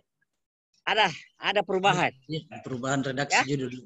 Betul, Prof. Iya, berarti tetapi substansi pembahasan salah. Itu deh. Iya. Karena di sini sudah konsistensi. Iya. Dan substansi pembahasan disertasi saudara tidak berhubungan dengan soal konsistensi.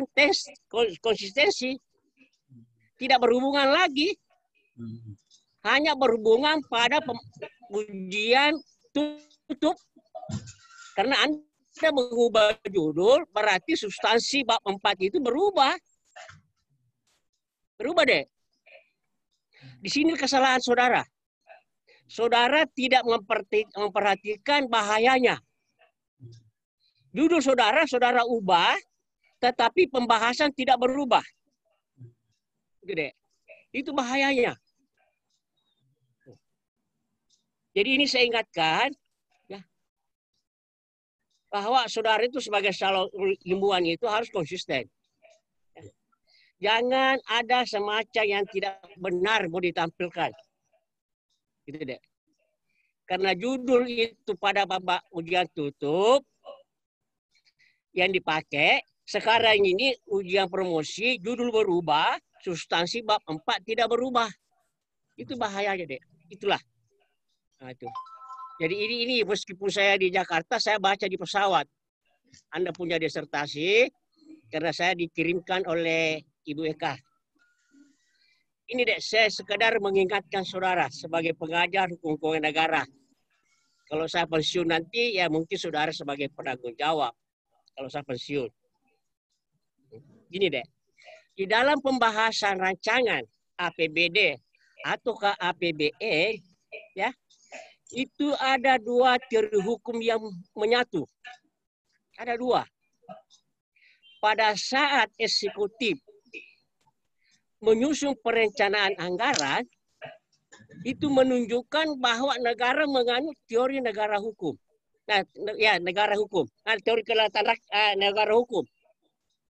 Teori kedaulatan negara. Jadi pemerintah daerah, kepala daerah menyusun perencanaan APBD bukan dalam arti kata kedaulatan rakyat.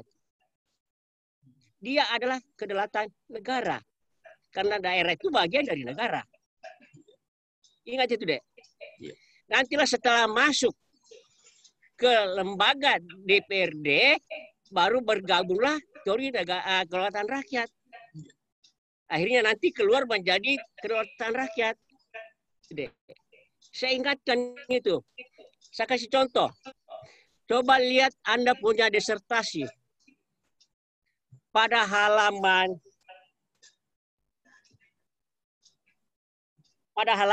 136. Halo, coba lihat. Iya. Halaman 136. Di situ saudara mengutip putusan Mahkamah Konstitusi. Ya? Iya. Oke? Iya. Saudara mengutip putusan Mahkamah Konstitusi pertimbangan. Yang dipersoalkan itu APBN. Iya. Bukan APBD. Ingat itu. Ya?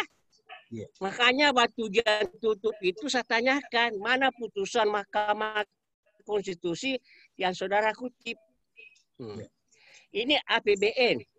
Di pertimbangan di situ, MK berpendapat bahwa DPR telah terlalu dalam mencampuri penyusunan APBN. Coba baca. Anda sendiri yang menulis.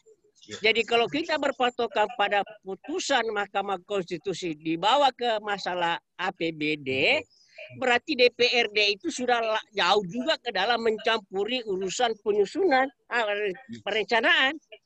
Coba baca sendiri yang kutip. Iya, betul Prof. Saya sepakat. Itulah saudara-saudara setir. Tapi pertanyaan saya deh, mohon dijawab. Apa pertimbangan saudara sehingga saudara mengutip pendapat pertimbangan hukum Mahkamah Konstitusi? Mohon saya kasih penjelasan. Iya, jadi pertama ini lebih kepada komparasi perbandingan bahwa dalam proses penyusunan anggaran peran parlemen di pusat dan DPRD itu sebenarnya sama atau dalam sama seperti itu, sehingga saya ingin meneropong di level pusat seberapa dalam sih sebenarnya wewenang DPRD dalam membahas anggaran, dan berdasarkan putusan MK itu dibatasi hanya sampai ke satuan 3 level program. Iya, program saja. Perencanaan tidak. Level program, iya. Tapi dalam penelitian ini Promovendus khusus untuk DPRD menarik konklusi bahwa lingkup wewenang DPRD itu lebih luas lagi dari DPR. Dari DPR itu bisa sampai kepada level kegiatan dengan pertimbangan bahwa formulasi kegiatan itu sebenarnya memang sudah dicantumkan, ditetapkan dalam RKPD yang kemudian dijadikan rujukan dalam penyusunan dokumen anggaran seperti itu. Berbeda Jadi dengan begini deh, Saudara Naswar. Saudara terlalu larut ke Permendagri.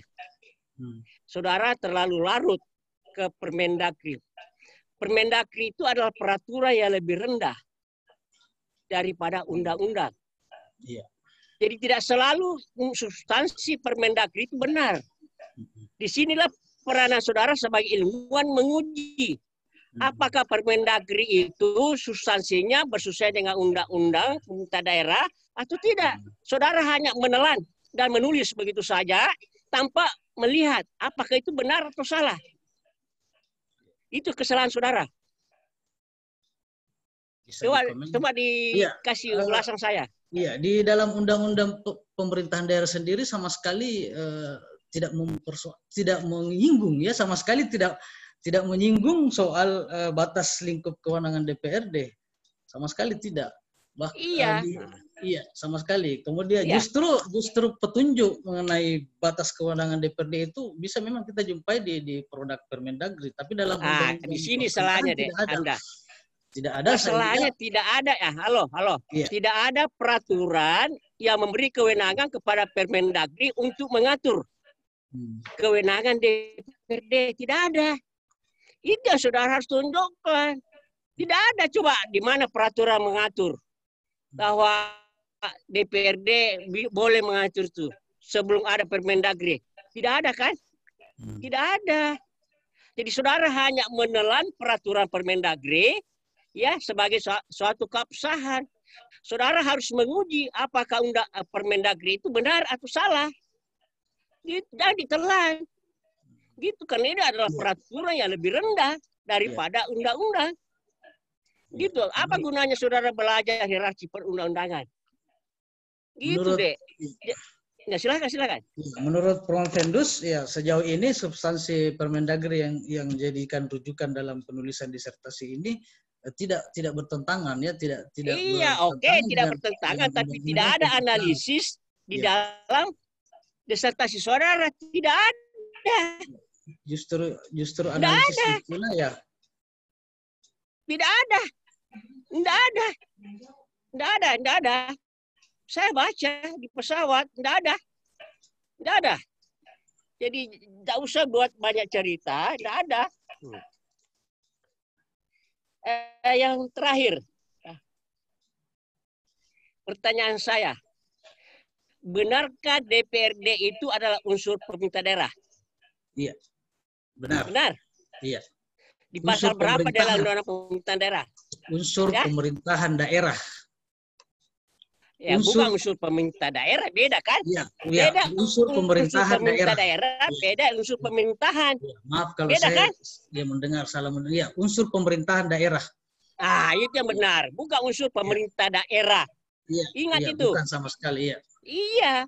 Jadi itu saya begitu mendengarnya, saya bilang, saudara Naswar ini larut, terbawa arus. Ya, itulah saya bisa sumbangkan pikiran saya kepada saudara Naswar. Alhamdulillah. Terima kasih kepada pimpinan rekan. Assalamualaikum warahmatullahi wabarakatuh dan selamat pagi. Masih pagi di Jakarta, Prof. Ya, saya Prof. Terima kasih banyak, Prof. Luar biasa, banyak sekali perspektif dan banyak masukan. Ini luar biasa, Prof. Jafar sedang live dari Hotel Borobudur, Jakarta. Selamat menikmati Jakarta, Prof. Khususnya sebutnya di Hotel Borobudur. Alhamdulillah. Selanjutnya, saya mengundang dengan hormat yang mata pelajar Ibu Profesor Dr. Maulati Risa, SH, MSc. Silakan, Bu. Ya, makasih pimpinan sidang, para guru besar yang saya hormati, para peserta yang ikut dalam sidang ujian promosi ini melalui virtual. Assalamualaikum warahmatullahi wabarakatuh. Waalaikumsalam. Selamat pagi jelang siang. Waalaikumsalam warahmatullahi wabarakatuh. Saudara Promovendus, ya, banyak sekali yang sudah dikemukakan oleh para penguji, ya. Pertama-tama saya berikan apresiasi saudara Promovendus berusaha ya untuk mempertahankan apa yang menjadi pendapat saudara atau di dalam kajian saudara, di dalam disertasi saudara, karena judulnya adalah rekonstruksi, ya, rekonstruksi fungsi anggaran APBD. Dan meskipun hampir mungkin pertanyaan sudah diborong semua oleh para penguji sebelumnya, saya tertarik untuk apalagi mengemukakan tentang apa yang saudara istilahkan dengan pengawasan a priori, ya. Iya. Yang saudara tuliskan di dalam abstrak saudara, ya. Di dalam disertasi saudara, saudara lebih berkesimpulan bahwa fungsi DPRD itu lebih ke fokus fungsi pengawasan. Artinya fungsi kontrol. Mungkin yang saudara maksudkan fungsi kontrol pada saat sebelum anggaran itu disetujui. Ya.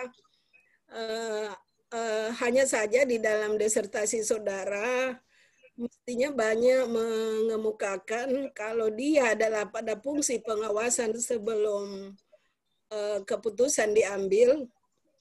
Jadi itu sangat mungkin kedepannya sangat berkaitan dengan fungsi pengawasan setelah dia anggaran disetujui dan diawasi.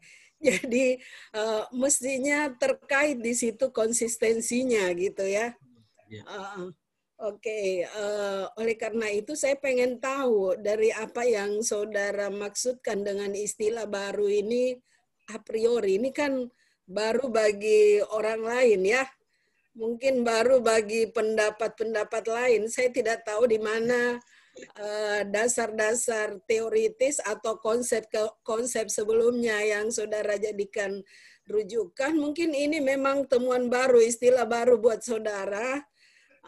Tetapi kalau itu saudara mampu mengungkapkan di dalam sidang ujian promosi ini, ya, bahwa dasar saya adalah pada konsep-konsep sebelumnya, saya kira itu menarik, ya.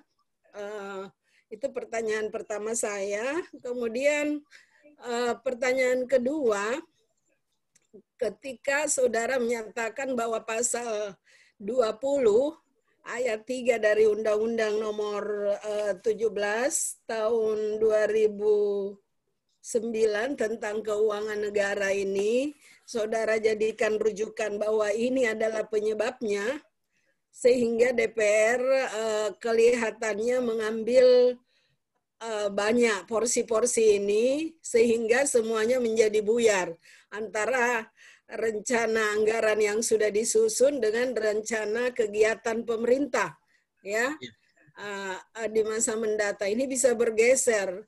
Tapi saya lihat di dalam rekomendasi saudara, sedikit pun saudara tidak berani berkesimpulan bahwa pasal 20 itu seharusnya diubah, ya. Disejalankan misalnya dengan fungsi pemerintah daerah. Kenapa saudara tidak berani untuk menyatakan bahwa pasal 20 itu seharusnya sudah diubah dan segera, ya. Kalaupun misalnya tidak berhasil pasal 20, karena itu tidak mudah untuk apalagi mengubah suatu undang-undang, kira-kira apa strategi rekomendasi selanjutnya saudara? Sehingga itu akan kelihatan bahwa penelitian saudara ini segera dikonkretkan dalam bentuk-bentuk apa saja. Karena saudara nanti akan menjadi doktor ilmu hukum, ya. konsep itu penting, tetapi konsep-konsep itulah yang harusnya masuk ke dalam instrumen hukumnya, dan itu menjadi pedoman, ya. Silahkan Saudara Promopendus, 2 pertanyaan saja. Kalau Saudara bisa mengemukakan dengan baik, ya saya berikan apresiasi. Silakan. Ya, makasih Prof. Jadi pertama soal istilah kontrol a priori, sebenarnya saya hanya meminjam istilah yang dikemukakan oleh Profesor Paulus Effendi Lotulung ya ketika membagi atau mengelompokkan pengawasan itu dari sisi waktunya, dari sisi momentumnya. Jadi ada pengawasan sebelum keputusan itu ditetapkan. Jadi termasuk keputusan penganggaran. Jadi sebelum anggaran itu ditetapkan menjadi APBD dalam bentuk perda, di situ jalan fungsi pengawasan atau biasa juga diistilahkan pengawasan awal, pengawasan atau preliminary control ya, seperti itu. Istilah lainnya yaitu tadi menurut Prof. Lotulung a priori. Jadi mencegah ya, jadi sifatnya preventif seperti itu. Jadi bukan istilah baru dari saya, ini saya hanya meminjam istilah dari Prof. Lotulung. Kemudian ada pengawasan di tengah. Pengawasan di tengah itu concurrent control itu ketika APBD itu dieksekusi, dilaksanakan, lalu kemudian ada pengawasan akhir, feedback control, itu dalam bentuk pertanggungjawaban, ada perda pertanggungjawaban APBD seperti itu. Lalu yang kedua mengenai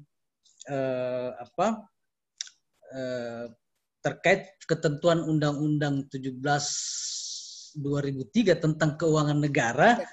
Ya, terima kasih Prof. Saya diingatkan itu luput dari amatan saya. Seharusnya memang pasal itu juga harus dikoreksi seperti itu. Tapi dalam keluputan saya itu, saya ingin membandingkan bahwa Undang-Undang 17 itu ketika diperhadapkan dengan Undang-Undang 23 ya tentu lebih primat Undang-Undang 23 tahun 2014 tentu dengan turunannya seperti itu. Jadi artinya strategi saya dengan merevisi Undang-Undang 23 2014 dan peraturan pelaksanaannya termasuk PP tentang pengelolaan keuangan daerah yang melarang misalnya DPRD untuk mengajukan inisiatif baru pada saat pembahasan anggaran, itu sebenarnya sudah bisa mengeliminasi fenomena atau permasalahan inkonsistensi anggaran yang dimunculkan oleh ketentuan seperti itu, termasuk ketentuan yang diatur di dalam Undang-Undang Keuangan Negara itu. Tapi mestinya ya Promopendus juga menyarankan agar klausul itu juga ikut direvisi. Jadi terima kasih Prof, saya diingatkan itu luput dari amatan saya, dari perhatian saya. Seperti itu. Iya, saya kira cukup ya. Selamat buat saudara, memang masih banyak yang bisa dikemukakan, direkomendasikan. Mudah-mudahan nanti ada pengikut berikutnya ya, yang tertarik membahas tentang keuangan negara ya, dan keuangan daerah khususnya. Saya kira cukup sekian dan saya kembalikan ke pimpinan sidang. Terima kasih, Prof. Ya baik, terima kasih ya Amat Pelajar Ibu Profesor Dr. Maulana Teresa, SH MSI.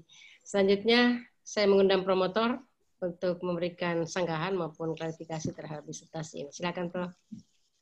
Baik, terima kasih kepada Ibu Pimpinan, Prof. Farida, para kopromotor, penguji luar dan para penguji yang saya hormati, para peserta sidang promosi, apa yang tadi tersajikan melalui Promopendus memaparkan sebuah konsep yang menurut saya memang penting untuk ditelah kembali, seperti apa sih sebenarnya mekanisme penyusunan baik pada sisi perencanaan dan pada penyusunan anggaran, yang memang selama ini memang kalau kita lihat secara faktualnya memang seringkali yang menjadi persoalan utama adalah persoalan tiba-tiba DPRD memasukkan pokok-pokok pikiran baru di tengah-tengah pembahasan yang sebenarnya tidak dimungkinkan lagi untuk dilakukan. Nah, ini saya kira memang memerlukan sebuah penegasan, memerlukan sebuah konsepsi yang menurut saya penting untuk dicermati secara bersama. Kalau kita melihat memang dulu ada Permendagri yang mengatur tentang pokok-pokok pikiran DPRD itu memang dia tidak berbasis di perencanaan, tetapi dia berbasis langsung pada penganggaran. Artinya pada waktu pengajuan KUA PPAS oleh eksekutif, ya, oleh kepala daerah ke DPRD, maka disitulah DPRD bisa mengajukan pokok-pokok pikiran barunya begitu. Nah, tapi setelah ada perubahan, maka kemudian proses yang dibangun di situ bahwa DPR tidak boleh lagi melakukan proses seperti itu, tetapi harus kalau mau memasukkan usulan-usulan barunya, maka harus melalui proses perencanaan, melalui apa yang disebut dengan proses musrembang begitu. Dan di musrembang itulah nanti akan diakumulasikan, disesuaikan dengan itu. Nah, bagi saya, Saudara Promovendus ini memang memberikan beberapa hal baru, perspektif baru di dalam kaitan hubungan antara DPRD dengan kepala daerah dalam hal penyusunan anggaran yang kemudian dikaitkan dengan konsistensi perencanaan yang telah dilakukan. Dan saya mengapresiasi bahwa Saudara Promovendus ini betul-betul bisa mengkaji dengan baik, ya, bahwa memang kalau kita mau mengacu pada sistem penganggaran yang baik, maka kemudian penganggaran itu harus berdasarkan pada perencanaan yang telah ditetapkan.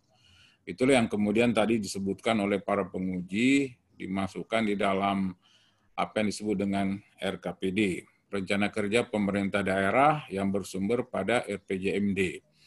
Nah, sehingga dengan demikian, apa yang ingin digagas oleh Promovendus, saya kira memang menjadi sebuah kewajiban untuk memang melakukan penataan ulang kembali, merekonstruksi kembali konsep ini. Apalagi tadi ada penegasan bahwa sebenarnya kalau kita berpijak pada konteks kelembagaan, apakah DPRD itu masuk dalam kategori lembaga legislatif atau tidak? Jelas kalau kita ikut pengaturan, maka tentu saja DPRD itu bukan kategori sebagai lembaga legislatif, tetapi dia bagian dari pemerintahan daerah.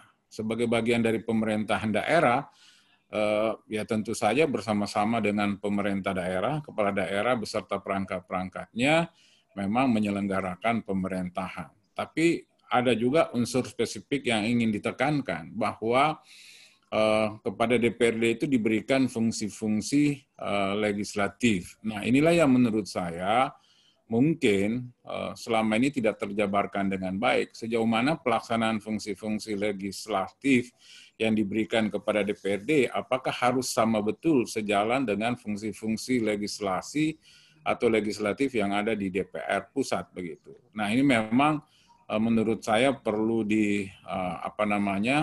ditata ulang kembali, diatur kembali di dalam konteks undang-undang pemerintahan daerah ke depan. Dan saya kira sumbangsi dari Saudara Promovendus untuk kemudian bisa menyatakan bahwa, ya karena selama ini kan orang banyak memahami bahwa karena DPRD itu dipersepsikan dalam tanda petik sebagai sebagai lembaga legislatif, maka fungsi-fungsi itu harus sedemikian strict dijalankan begitu. Padahal menurut kita kan bukan mesti seperti itu. Ada hal-hal yang spesifik karena bagaimanapun keberhasilan pemerintah daerah itu juga adalah keberhasilan DPRD dalam konteks penyelenggaraan pemerintahan daerah.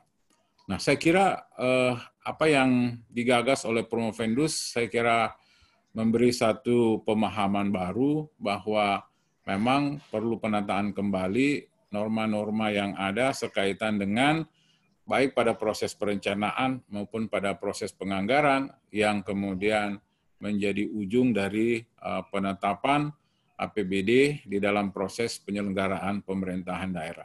Saya kira demikian, Prof. Pada pimpinan saya kembalikan. Wassalamualaikum warahmatullahi wabarakatuh. Baik, terima kasih banyak yang mata pelajar Bapak Profesor Dr. Haji Ilmar SHMH selaku promotor. Dengan demikian maka berakhirlah ujian saudara. Selanjutnya sidang promosi doktor. Saya tangguhkan selama kurang lebih 10 menit untuk memberi kesempatan kepada Dewan Penguji menetapkan hasil ujian. Ketua sidang, promotor, kopromotor, dan para penguji akan berpindah ke room meeting lain untuk melakukan rapat penilaian ujian promosi. Sudah bisa bergeser dulu. Sudah bisa bergeser dulu, Dik. Oke, ya. Ketua sidang, promotor, kopromotor, dan para penguji dipersilahkan untuk kembali ke room meeting sidang ujian terbuka.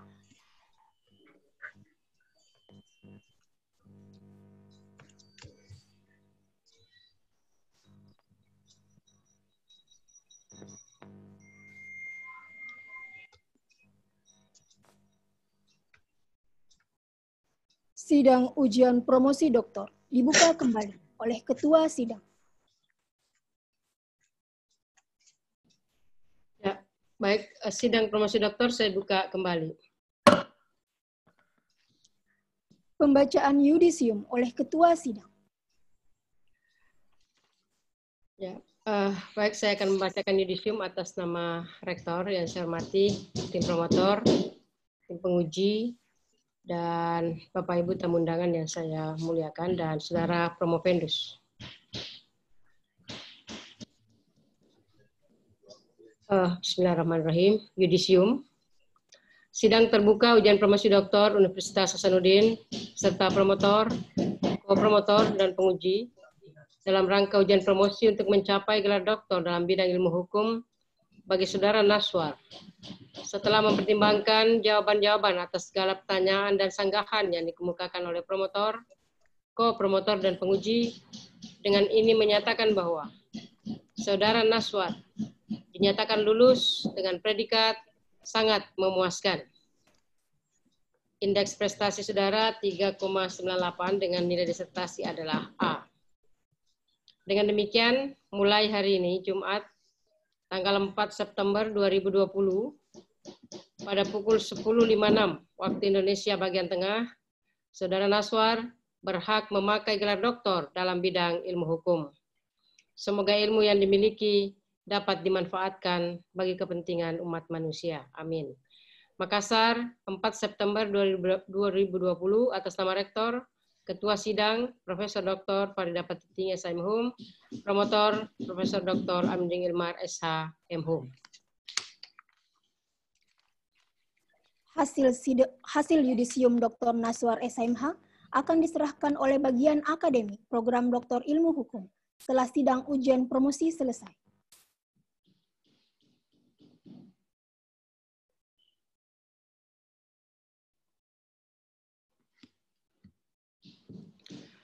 Baik, selanjutnya saya beri kesempatan kepada saudara Dr. Naswar Buhari, SHMH, yang baru saja beberapa saat lalu di yudisium untuk memberikan ucapan terima kasih maupun kesan-kesannya selama menempuh pendidikan doktor. Selama 5 menit, silakan.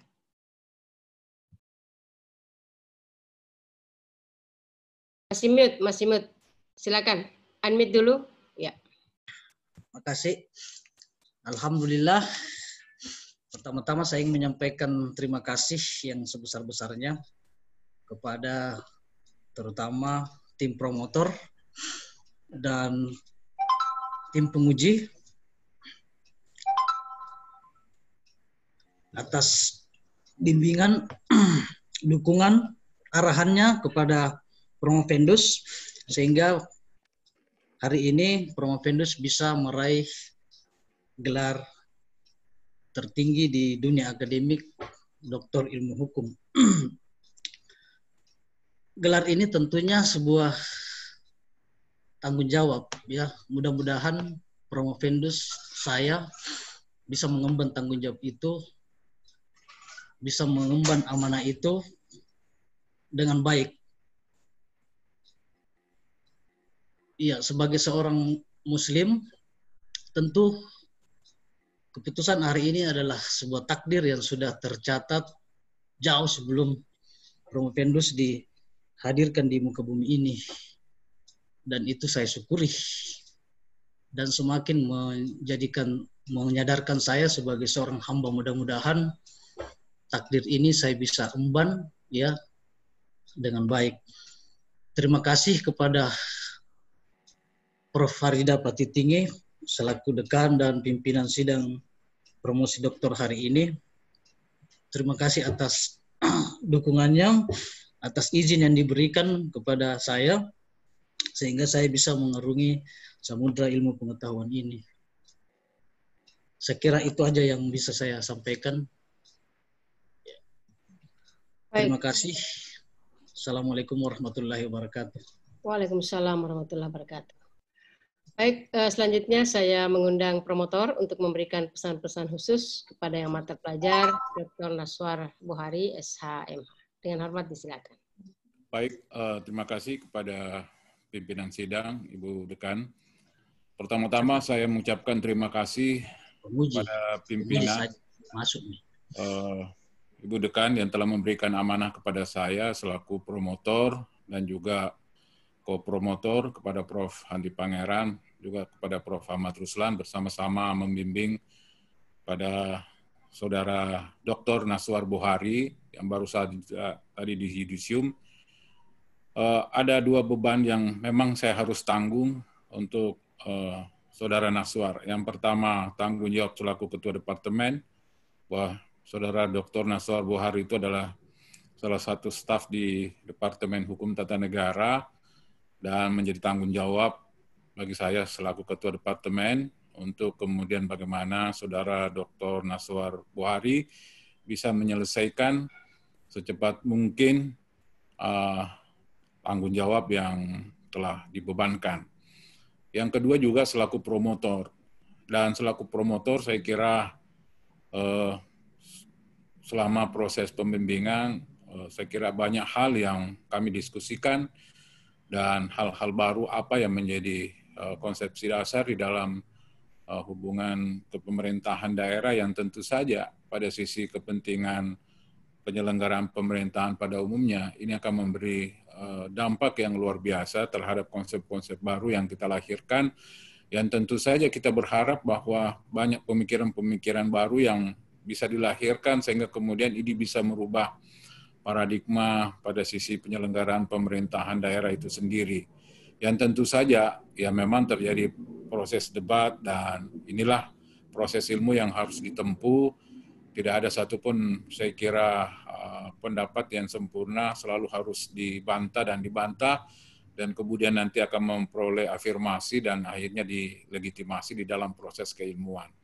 Dan capaian saudara pada hari ini, Saudara Dr. Naswar Bohari, saya mengucapkan selamat kepada saudara beserta tim promotor dan ko-promotor dan juga mengucapkan terima kasih saya kepada guru, Saudara Bapak Saudara Dr. Naswar Bohari, Pak Haji Bohari. Semoga apa yang dipersembahkan pada hari ini menjadi sebuah ya, obsesi sebenarnya bahwa ini bisa dijalankan. Dan tentu saja ya ini beban yang menurut saya juga berat tanggung jawabnya karena janji saya juga kepada beliau bahwa Saudara Naswar Bohari itu harus sampai kepada jenjang yang lebih tinggi. Dan tentu saja saya berharap bahwa dengan kehadiran Saudara Dr. Naswar Bohari nanti memperkuat Departemen Hukum Tata Negara, tentu kita berharap bahwa ini akan terjadi estafet di dalam proses kepemimpinan Departemen yang juga menjadi sumber daya dari Departemen Hukum Tata Negara. Akhir kata, saya mengucapkan sekali lagi, Saudara Dr. Naswar Bohari terus banyak belajar, ya, menempa ilmu, wawasan, dan tentu saja perkembangan ilmu pengetahuan semakin pesat. Ya. Dan akhirul kata, saya sekali lagi mengucapkan kepada tim promotor dan ko-promotor, Prof. Handi Pangeran dan Prof. Ahmad Ruslan, terima kasih banyak atas kerjasamanya, dan juga para tim penguji yang telah mengapresiasi dengan baik proses yang ditempuh oleh Saudara Dr. Naswar Bohari. Saya mengakhiri sambutan saya ini dengan mengucapkan alhamdulillahirrabbilalamin Wassalamualaikum warahmatullahi wabarakatuh. Waalaikumsalam warahmatullahi wabarakatuh. Tanya, Prof. Tanda penghargaan dari Rektor Universitas Hasanuddin kepada promotor dan penguji eksternal, dan tanda penghargaan dari Dekan Fakultas Hukum Universitas Hasanuddin kepada masing-masing kopromotor akan dikirim setelah ujian promosi selesai. Sidang terbuka ujian promosi doktor Universitas Hasanuddin ditutup oleh Ketua Sidang. Ya, baik. Terima kasih. Sebelum saya menutup secara resmi sidang promosi doktor Saudara Naswar Buhari pada kesempatan ini, tentunya atas nama Rektor dan secara khusus atas nama pimpinan Fakultas Hukum dan keluarga besar Fakultas Hukum Universitas Hasanuddin, mengucapkan selamat dan sukses kepada Pak Naswar Buhari. Alhamdulillah kami senang karena Pak Naswar adalah sumber daya pada Fakultas Hukum Universitas Hasanuddin yang sudah lama sekali kami tunggu-tunggu, impikan untuk segera meraih predikat doktor. Dan alhamdulillah ternyata rezekinya untuk meraih doktor itu di hari Jumat yang barakah ini, alhamdulillah. Amin, amin. Sudah berkali-kali kita merencanakan, tetapi ternyata Allah menghendaki pada hari Jumat. Saya kira inilah sebuah tanda-tanda dari Allah bahwa insya Allah akan semakin berkah ilmunya dan Pak Naswar akan semakin sukses ke depan sebagai seorang tenaga pendidik di Fakultas Hukum Universitas Hasanuddin. Tentunya ini menjadi kebahagiaan bagi Pak Naswar secara pribadi dan juga secara kepada keluarga. Dan salam hormat kepada guru kami, guru kita semua, Bapak Buhari. Alhamdulillah hari ini penerusnya, generasi penerusnya telah meraih predikat tertinggi di bidang akademik. Salam hormat untuk beliau dan seluruh keluarga. Insya Allah ini akan menjadi kebahagiaan tersendiri. Dan tentunya juga atas nama Rektor saya ingin sekali lagi menyampaikan terima kasih dan penghargaan kepada tim promotor yang amat terpelajar Bapak Profesor Dr. Aminding Ilmar, SMH, yang amat terpelajar Bapak Profesor Dr.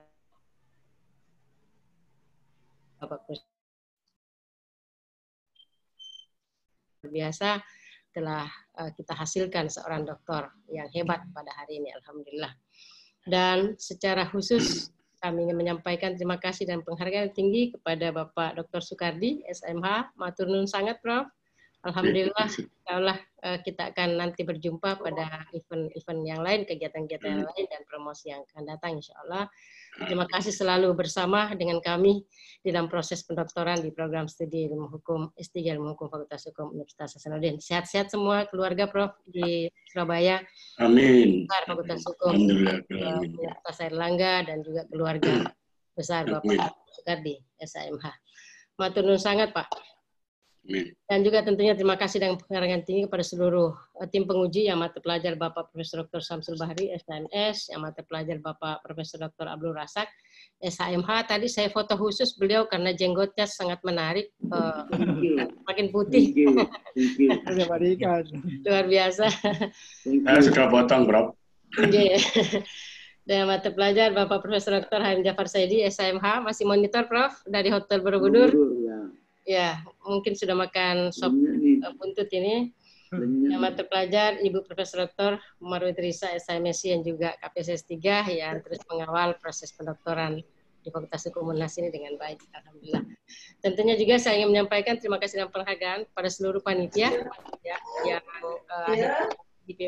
dikoordinasikan oleh KPSS 3, seluruh staf, Mas Alif, Pak Kurnia dan Kurni, Pak Tumi, dan seluruh staf yang telah mempersiapkan sidang promosi dokter ini dengan baik dan sangat sukses pada hari ini. Saya kira itu barangkali, dan sebagai dekan tentunya saya sangat berbahagia karena hari ini bertambah lagi sumber daya dosen kita yang meraih predikat doktor. Hari ini, alhamdulillah, kita sumber daya doktor di Fakultas Hukum UNHAS ini sudah 84% ya, kalau tidak salah ya. Jadi sedikit lagi, hampir 100% kita semua dosen di Fakultas Hukum, kecuali dosen-dosen muda kita yang hari ini masih proses untuk mempersiapkan diri menjadi dalam proses pendoktoran. Ya, terima kasih atas segala kerja keras kita, kerja cerdas kita, kerja bersama kita, alhamdulillah di Fakultas Hukum UNHAS, dan harus semakin membaik. Amin. Terus, alhamdulillah, dan kita khusus untuk di UNHAS, SDM terbaik itu diraih oleh Fakultas Hukum Universitas Hasanuddin. Amin, amin. Alhamdulillah, itu berkat semuanya sinergitas yang sangat baik yang terbangun antara kita semua, ya baik di level pimpinan fakultas, di pimpinan departemen, prodi, dan seluruh guru besar di bawah pengawalan Senat Fakultas Hukum Universitas Hasanuddin. Alhamdulillah.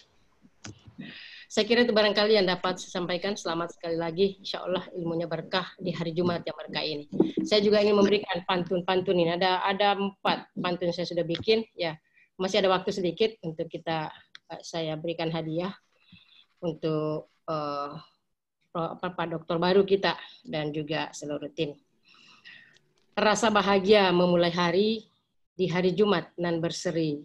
Selamat dan sukses Pak Naswar Bohari telah lulus doktor pada ujian promosi. Tugas mahasiswa sudah tuntas, karpet merah pun sudah tergelar. Promosi doktor semakin berkualitas karena promotornya Profesor Aminuddin Ilmar. Amin. Unhas kita selalu di hati, kampus hebat tak pernah sepi. Terima kasih kepada semua penguji berkenan hadir pada ujian promosi. Terakhir, kuliah di Unhas semakin menjadi impian, menjelajah ilmu dalam perburuan. Terima kasih kepada tamu undangan, mohon maaf atas segala kekurangan. Saya kira itu. Terima kasih sekali lagi atas kehadiran kita semua dan keikhlasan kita semua menghadiri sidang Pak Naswar Bohari pada pagi hari ini. Baik, dan dengan mengucapkan alhamdulillahirrabbilalamin, sidang promosi doktor Saudara Naswar Bohari pada hari Jumat ini dengan resmi saya nyatakan ditutup dengan ucapan alhamdulillahirrabbilalamin. Demikian wabillahi taufiq wal hidayah. Assalamualaikum warahmatullahi wabarakatuh dan Waalaikumsalam warahmatullahi wabarakatuh. Terima kasih, Prof. Ketua Ya, matur nuwun sangat, Prof.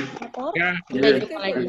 Dan para undangan pada ujian promosi online Dr. Naswar SHMH. Saya MC mengucapkan wassalamualaikum warahmatullahi wabarakatuh. Waalaikumsalam.